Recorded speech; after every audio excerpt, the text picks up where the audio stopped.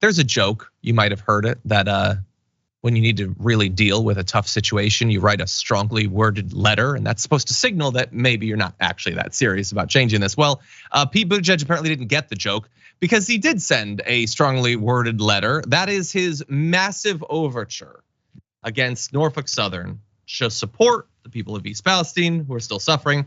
He sent them a letter telling the company that they must demonstrate unequivocal support for the people of East Palestine. But it goes on. Norfolk Southern must live up to its commitment to make residents whole and must also live up to its obligation to do whatever it takes to stop putting communities such as East Palestine at risk.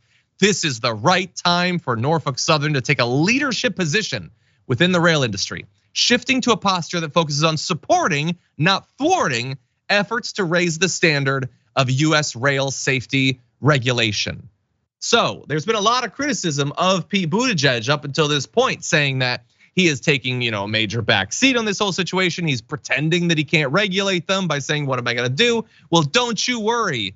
He typed up a letter and he is asking them very strongly to stop doing things that are in their clear short-term financial interest and instead do the opposite. I'm waiting to find out what they're gonna do. What do y'all think?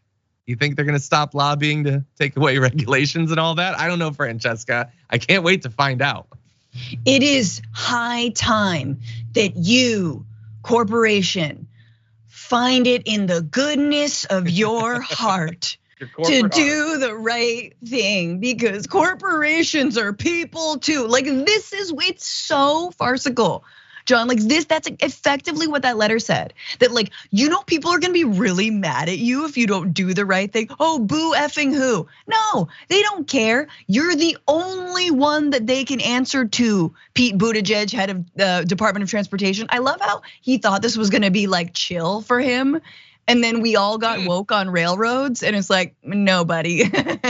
I mean, we also, yes, I'm reclaiming woke, but also, railroad workers, hipped us to what the hell was going on and the fact that they're being short shrifted and everyone at everyone else's expense.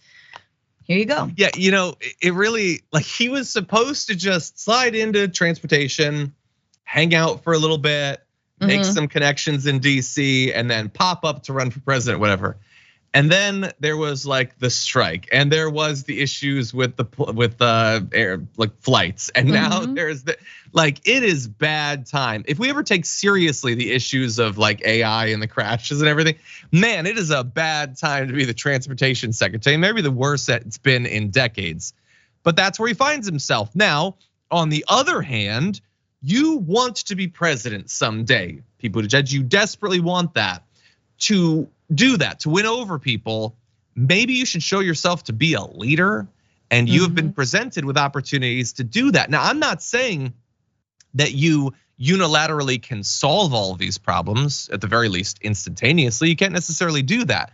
But what if you had been a leader when it came to the striking rail workers? What if you had shown yourself to be a tireless advocate for people who are being abused by the airlines? What if you relocated your office to East Palestine and showed the people that you're gonna fight on their behalf, you're gonna breathe the same air that they have to, and you were gonna stick it to these rail lines that have been abusing people for so long for profit? What if you had done that? Then I'm not saying you'd win all those battles. You might not win any of those battles, but that's okay as long as you are honestly trying.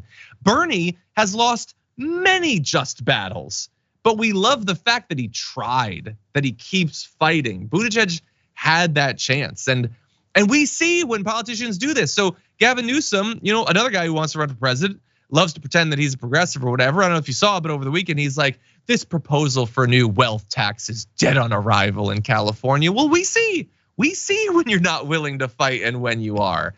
Now look, he told Norfolk Southern, which by the way says it has received the letter and is reviewing it. Just respond to it. What are you talking about? It's not 1,000 pages. Stop with the BS. Anyway, he told Alan Shaw, chief executive of Norfolk Southern, he's also going to be calling on Congress to raise the cap on fines for railroad safety breaches. Right now, the maximum cap is less than $250,000.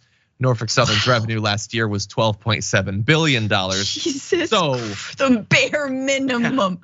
So we're gonna raise it to 300,000. No, but like imagine one of their trains accidentally goes faster than 88 miles per hour, goes back in time, kills like the first monkey that would become a human and wipes out humanity. Maximum fine, $250,000. Like the worst you could do. They accidentally like open a gate to hell by stoking the furnace too hot. $250,000 fine. You and your sci-fi brain, I love it. I do have fun with it. Well, but here's what I know, Francesca. That's such a libertarian dream. I'm gonna go back and kill the first man, so we'll never have government regulation. Anyway, it's $250,000. What are they gonna do? They're gonna double it? You gonna quadruple it? Ooh. We'll see. We'll see. Sad. Maybe he'll surprise me. Could somebody please write Pete Buttigieg a strongly worded letter and remind him that he's the head of the Department of Transportation? I think he should know that. Anyway, I also want to mention, by the way, that Buttigieg says that the Biden administration is going to be proposing some additional safety measures. We'll see. Again, are you proposing? Are you asking? Are you looking for volunteers? Are you regulating them? Are you telling them this is the way it's going to be? Which is it? For more political news breakdowns, interviews, stories of activism, and me trying my hardest to care about the occasional big celebrity news story, subscribe to our YouTube channel at youtube.com/thedamagereport. And you can ring the bell wherever it is so you don't miss anything.